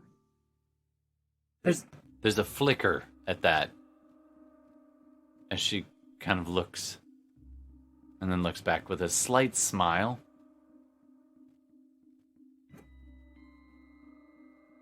Lulu is loyal, almost to a fault, and an eternal optimist. Which is funny for a Celestial to say, I know. But as a Watcher, I've seen so much. I joined Zariel willingly, You should know that. Originally. Not when they turned and made a deal with Asmodeus. Lulu was Zariel's most loyal servant, friend. After we hid the sword, I was slightly distracted, being torn to ribbons. They would bring me back and tear me apart again. Hang me on that cursed tree. I don't know exactly what happened, but I suspect the waters of the Styx will rob you of your memory, rob you of who you are, steal your soul, and leave you an empty husk, serving a pathetic shadow of what you were once, likely scooped up and serving in the eternal war, the ranks of the lemurs and the lower devils. Fodder for our war. If you don't spend too much time in the Styx, it will blank your mind. But perhaps not forever. Celestial beings, high enough ones, and their counterparts, the archdevils, they have the power to do incredible, awful things. A planetar or an archdevil could definitely return Lulu's memories. Or enough time, perhaps the pieces could come back.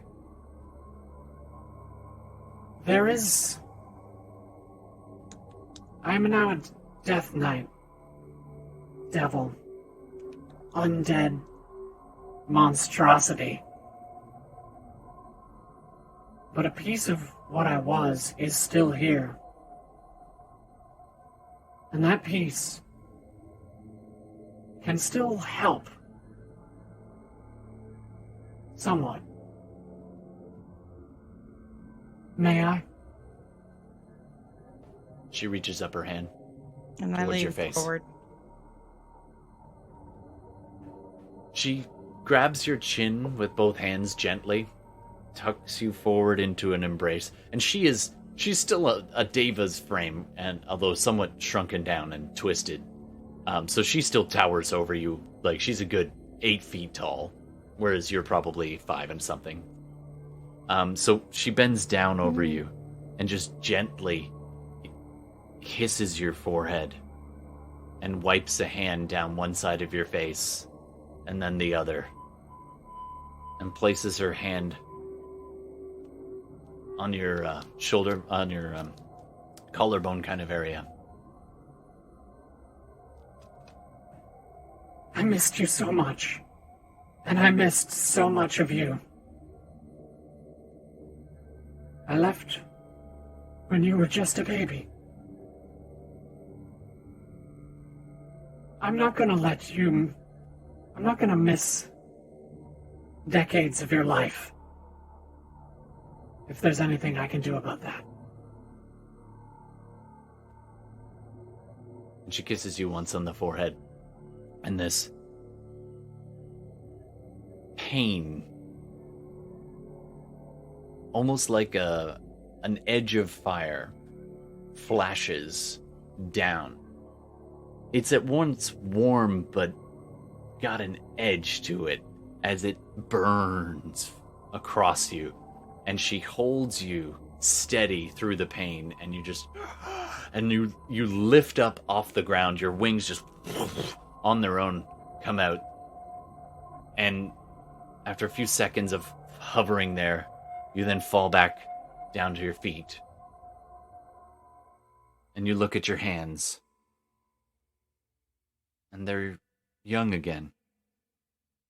Some scars that you used to have are still there, but you have been restored.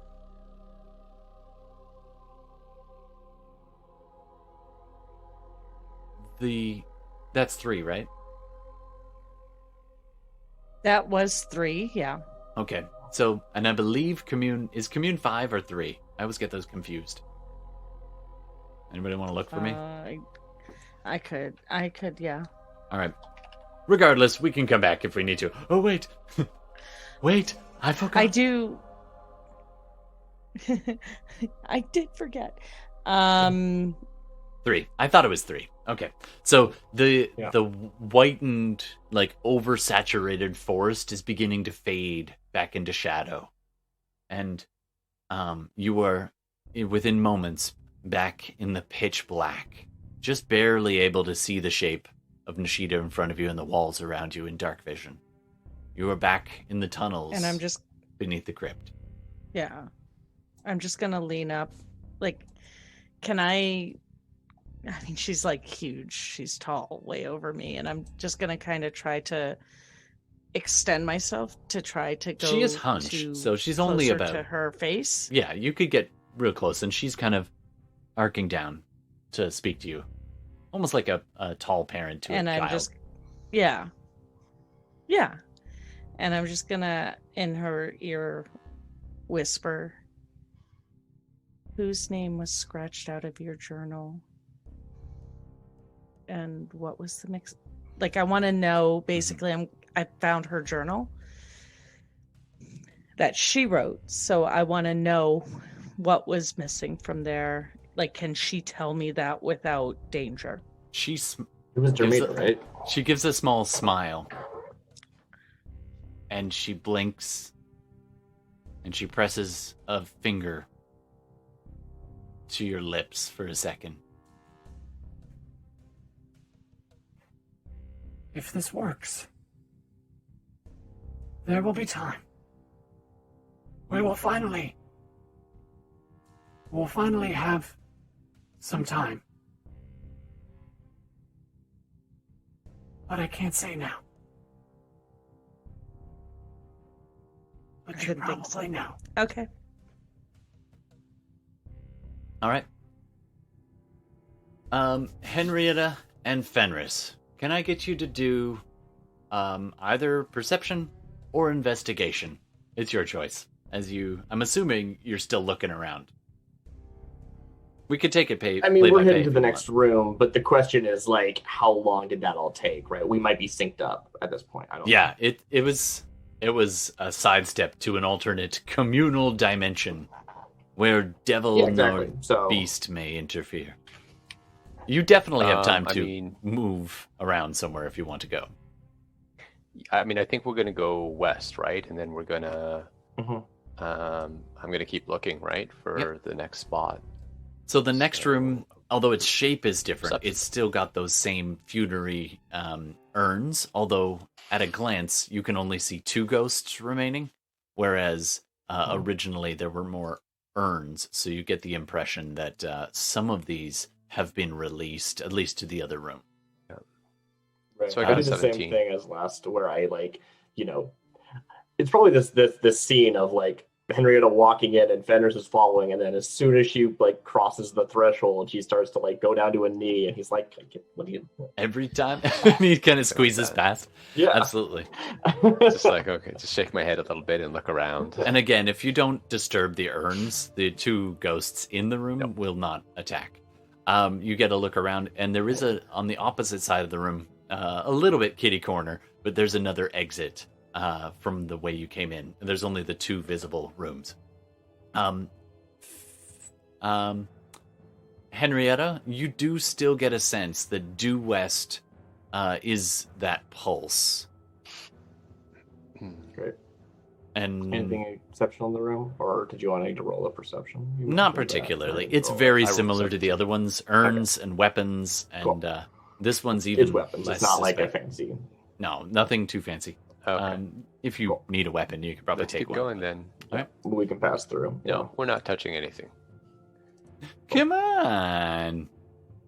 No. No touchy. I will walk into the darkness. All right, you walk into. If we don't see anything, yeah. You walk into the next room, and again, the shape of the room is different, and there are many urns, and you do see a few urns, and Fenris, you see one ghost just standing there. And actually, Henrietta, you can just make it out, just wispy, hovering next to one urn, but the other urns are totally empty. Otherwise, it is a very, very similar room to the last. There is besides the room the entryway that you came through, there is another exit on the far left, at the far end of the room. Great. Are you pinging still to the west? Yeah, I think that I'm gonna like recast around now because I am like spending more time than I need to Absolutely issue these these tokens of good faith. Yeah. But they do go over well. I have enough slots for this. The ghosts do seem to visibly at ease when you say these things. All right, so I'm going to re-up that spell for another 10 minutes. So you walk in and kind of just make sure the way is safe. And then Fenris is ready to keep going, and Henrietta kneels and begins a hymn. Mm-hmm. The stones reverberate, and you hear this echo coming down due directly west of where you are now. And you look at the wall, and there's another weapons bank. Row upon row of swords and shields, a couple of helms.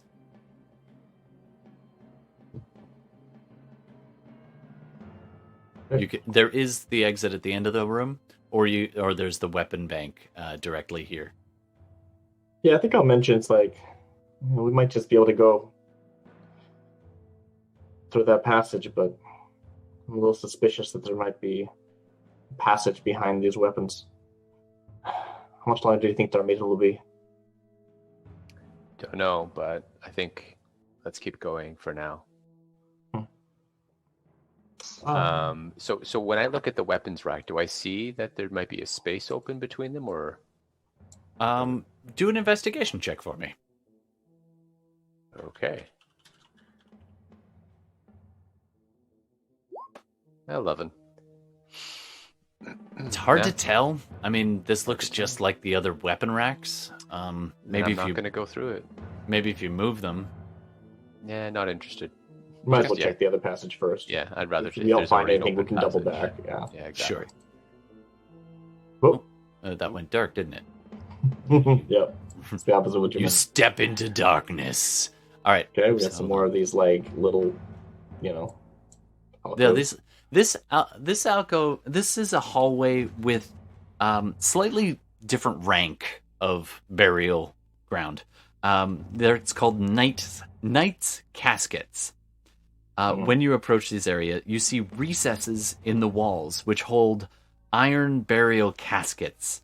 Each casket has a single healthy red rose resting on the lid in each of these three alcoves. The hallway continues on, and you can just make out hold on one sec there, Henrietta. You can just make out more urns, and you kind of poke your head around the corner, and you see more urns, and Fenris, you see one ghost standing near a cluster of about 5 urns in the corner. Okay. The room... No, I think we missed it. Yeah, and you get this idea as you walk past, Henrietta, you get this pull as directly beneath you now, due south, and a little bit back from this direction. Your ping as you locate devil contracts. That's what it was. That's right. That's what it is. Yeah. Please locate devil contract. Like, I understand locate object, especially if you're like looking for your keys, but like find infernal pacts. This is like the only time that spell's ever been It's used. totally before, useful. right? Because it's This is usually it. This like is I the want to one. find something that's a mile away, and it's like the spell's not that long range, and here it's like it's just in this dungeon. Where do we go? Yeah, It's exactly. really good, actually. I was so you were getting so a I ping back to the weapons due rack. south of the last and I of the walk alcoves. And I look, and I think I want to take a look at those caskets again. So I come back. Can you just give me the description again Sure. of the knight's caskets? They're iron caskets, burial caskets, very military. They're not super adorned or anything, but they do have one decorative flair, and that is an actual. It looks like a living rose, as though it was cut just That's what I yesterday, thought you said. I wasn't and sure it's if you meant the resting living on rose or if you the meant, lid like, of each of the caskets. a inscription. That's definitely something. Yeah.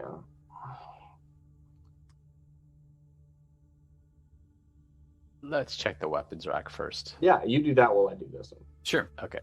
I'm going to check the weapons rack again. All right, so Fenris goes back and begins digging through it. Can you do another investigation check for me? Sure. Unless you want to try something else.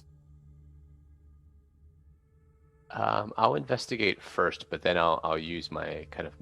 Well, let's see what my investigation is. Sure. Not good. 3. You rolled So a 2. There's a better. little gap right where it meets the wall, and you're like, there's a little shadow right there.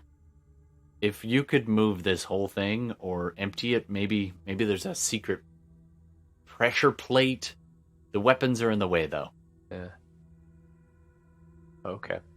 I'll tell that to Henrietta and call out and say, I don't really want to disturb the weapons, though, but I think it's the ways through here.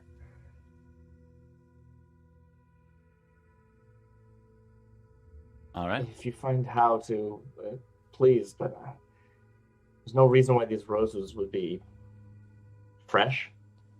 Yeah, don't touch anything. Yeah, I'm not gonna. I'm gonna start at him. I'm gonna cast Detect Magic. All right. Cool. Go I think ahead I'll do and- the 10 minutes unless something happens. Sure. So that'll Fenris give is people busy time to just catch up. looking at this in great detail, and the ghost is standing there just looking at you. And as you get closer to this thing, it's just watching you from behind. You can just feel the eyes. Only one ghost out of 3 urns, but you're just like, Goes.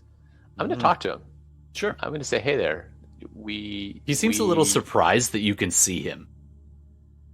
Yeah, and I'm just going to say, hey, we found part of what can free you, and many of your comrades are now on the last march. We seek to help the rest of you. Do you understand what I'm saying? Your eyes. You could see me. Only one. Yes, It's been long. because they're golden. Time. Yes. We stay. Await. The service of Zariel. Found. You will help us. You have. Was this your doing? Yes. He motions to the empty urns. Yes, Then we can help. you're freeing my comrades in arms. Yes. You are welcome. How may I help? I think there's an entrance through that weapons rack. Do you know anything that you can of import of it? If I touch it, is it cursed? Will other things attack me? And I don't mean to dishonor you by touching and moving these things around, so that's why I ask. It is good that you ask permission before you touch the possessions of a soldier. That would elicit a response normally. But you have my permission.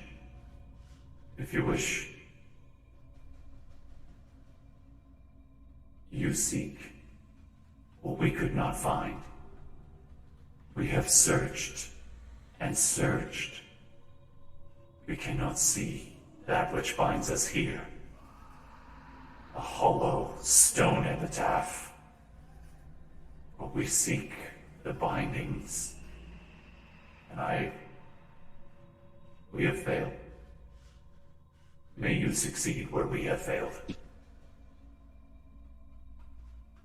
Thank you.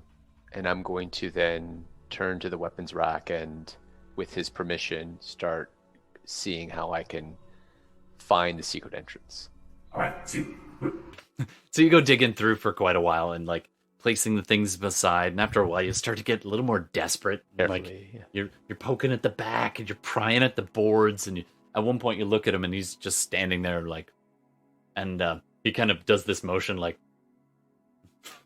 and so you then start pulling at the rack and you pry it out from the wall, and it moves. It's a good like 8 feet, maybe 10 feet long, so you can kind of shuffle it like a bookshelf and just creak, and it slides ever so slightly. Go ahead and do a strength check for me. That's right, making the sorcerer do a strength check. I'm not gonna use strength. I'm going to. You gonna use the spell for this? Oh no! I need to save this stuff in case we get into a scrap. Yeah. Fine. Strength check, huh? Right. Straight roll. 15. Not bad. Not bad. Not bad. You kind of limber up a little, brace yourself, get a leg against the wall, and just pry, and the whole thing just like a bookshelf, kind of oversized bookshelf, just trying not to topple it. You didn't take everything off, but you took a lot of it, so it's a little lighter. So it does move out from the wall, and behind the wall, right where that little tiny crack was that you looked before, you're like, okay, this is gonna be stone. Just stone. You take another look, you dust it, you use your mage hand to poke it. If it's a secret passage, it is really it's beyond you. Doesn't appear to be anything behind this. At about that point, Darmita. What about, thank you. Darmita, you minutes left too. Yeah. So you are back in the chamber with your mother in the dark. The mummies are still in the room, but they're keeping distance. You and her are free to move around, and down the hallway you hear soft footprints and a shuffling footsteps coming from this hallway here. And after a few minutes, they get closer and closer. Falurie, you see a handful of things happen. You see something skitter away in the dark down this way. Hold on one second. I'm on the wrong. All right. You get a cold sensation as more and more ghosts keep passing through from southeast towards southwest towards northeast. But they pay you very little mind. You pass these inset. Where's your mini? You're not on here. No, I was. No, I'm not. Do you have a mini? Do you have a little icon? Oh yeah, there you are. All right. Yes. Wow. All right. There we go. I'm just gonna put you and the old man together. I don't have the old man's icon right now. So you are here and you see something moving this direction. And you also hear some quiet words echoing, and you're pretty sure they come this way. The old man Lulu is trying to tug you off towards the south entrance in this particular room you find yourself in. And Lulu's like, I think they went that way. And he just kind of goes bumbling on ahead of you unless you want to stop him. No, he seems to have been down here a bit longer than I have, so he probably knows his way around a little bit. Absolutely. So he descends into this small corridor, and there are these funerary caskets on the left and right in these little vestibules, in these little alcoves to your left and right. You do notice there is a red rose on each of them, and it looks fresh cut, brand new, beautiful red rose. Last time too. Yeah, you guys didn't quite spot those I last thought time. this was unique. Nope. And they're on each of the caskets. All right. And as you No, do, you want to stop silly. and mess with the roses or the caskets, or are you going to keep on moving? I'm going to keep on moving. All right. You and Lulu turn around the corner, and do you have any light source? And do you have dark vision? Do I have a light source? Why, yes, I do. But do I want to use it in this instance? It's pretty dark. Like, it's pretty pitch black down here. So if you don't have dark vision... I mean, is it darker here than it was earlier? No, but you guys have been walking around with a light spell. So if you don't have that, there is no... No, I natural light. mean... I just mean Falurie's already bumbled through here for a while, so I wasn't sure. I'm going to assume you have some kind of light source or dark vision. I don't know about... I have a light source. I just can't remember if I have dark vision or not. Yeah. Anyway, you'll have a light source. No. But theoretically, Lulu might think to cast light. Or something. Yeah, so Lulu does have light. I have the if you gem don't. of brightness. Oh, wow. Now you can save I have that. gem of brightness. Unless it does... I don't want to waste it. Hey, dude, I have 44 charges left. Oh, okay, you're good. Yeah. Okay, so you light that up, and you're keeping So- some of it covered in a cloth of a Yeah, it's tabard or a something. 30-foot radius. Yeah. So it's plenty bright. You come around the corner and you see these fetid, blackened, twisted, some scattered wings just enveloping the room in front of you. Large, probably, or very close to large. Probably a good 8 foot tall. This creature is, and looming large. And you see this small cloaked Darmita is just surrounded by this thing, and the head turns, and you see this undead glowing eyes look at you as this Death Knight of Avernus looks at you and Lulu, and Darmita is just eyes closed looking up, the hand just here, the large creature just wrapped right at the throat, and looks up at you as you come around the corner with your blinding light and flinches instinctively in the brightness. What do you want to do?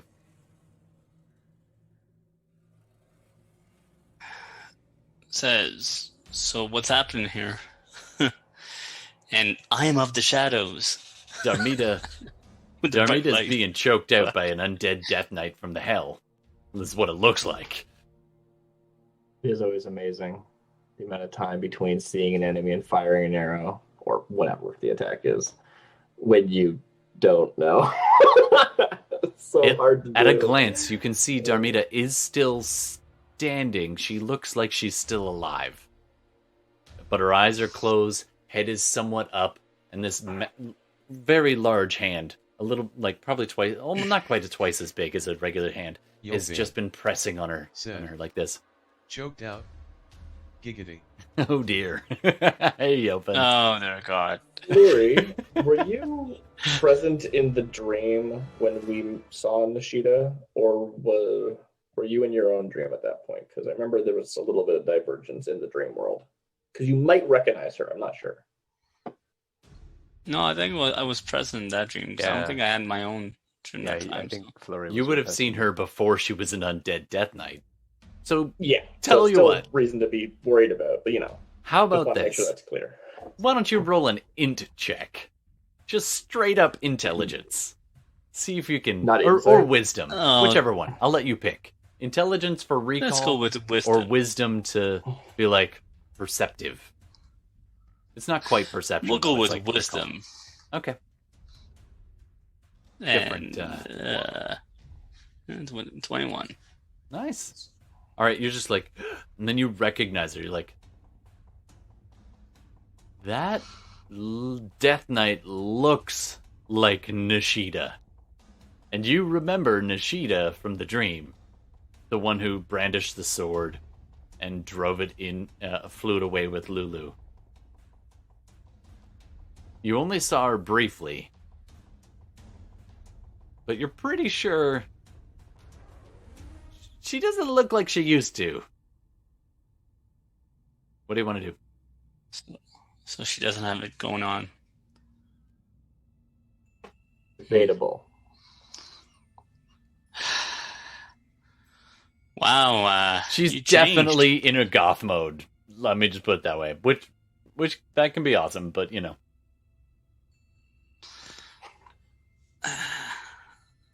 It's like She Lucille is my Ball mother, gone goth. after all. Nice. Uh-huh. So, do I see a resemblance, or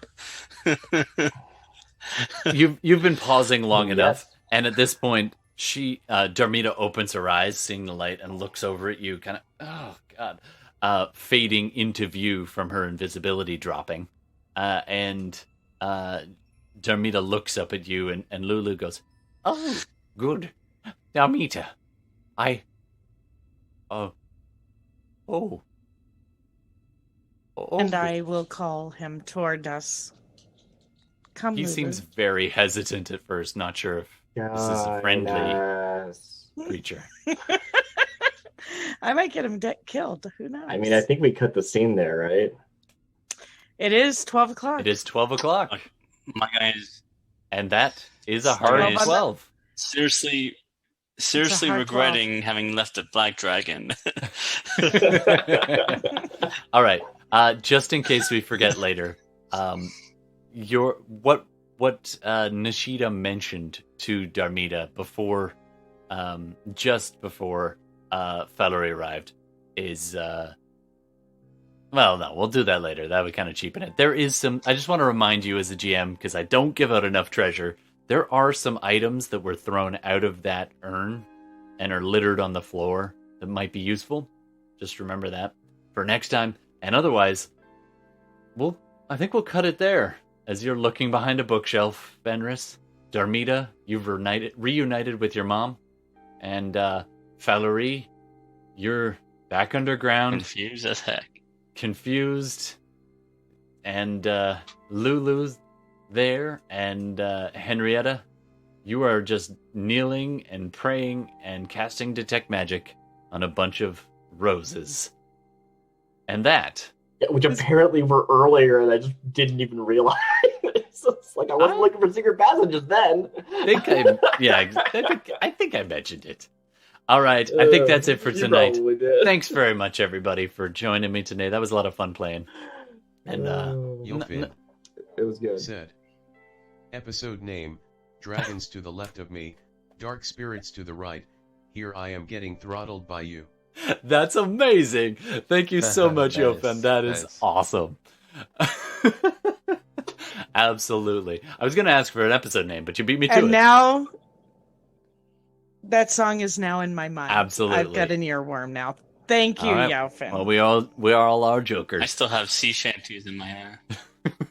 All right, thanks very much for watching, everybody. We're going to let Gordon hit the road because I know he's got to go. Yofin I might stick around for a little bit while. said. You are welcome. Nice. And hopefully we'll have you back on the stream in a couple of weeks for another Shadowrun. I like to do one every 3 weeks or so. So this is week 1 of D&D. We'll hopefully be back next week if all goes well. And then Shadowrun after that, more or less. But we'll play it fast and loose as needed Great. as I knock stuff over. So that's it for us. All right, guys. Thanks, Have a good everybody, night. and have a great night. Bye, Have a good night. Gordon. Bye, everyone. Bye, Gordon.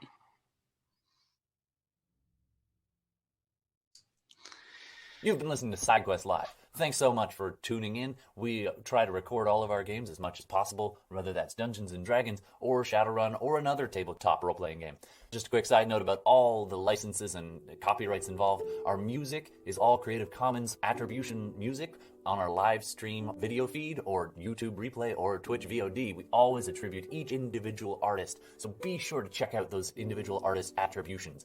Lots of love to so many people who make their work available so that we can do what we do. So thank you. It influences our game. It makes it immeasurably better. So much appreciation for them. Let's not forget the makers of the games. Dungeons & Dragons is copywritten by Wizards of the Coast. They own it. They make it available to all of us to play, and it's wonderful. We are in no way affiliated with them, and nor do they endorse this podcast, but we are very appreciative. The other game we often play is Shadowrun, which is Catalyst Games, and again, we are not affiliated with them, and they do not endorse us, but we really appreciate their game, and we hope you appreciate our game. Thanks so much for tuning in. Don't forget to check us out on Instagram and Twitch and YouTube, and watch for those live games once we're streaming them out. And of course, we do accept suggestions for names, so please hit us up on Instagram and name our stuff. Alright, thanks so much. I'm Todd, and this has been SideQuest Live. We'll see you again soon.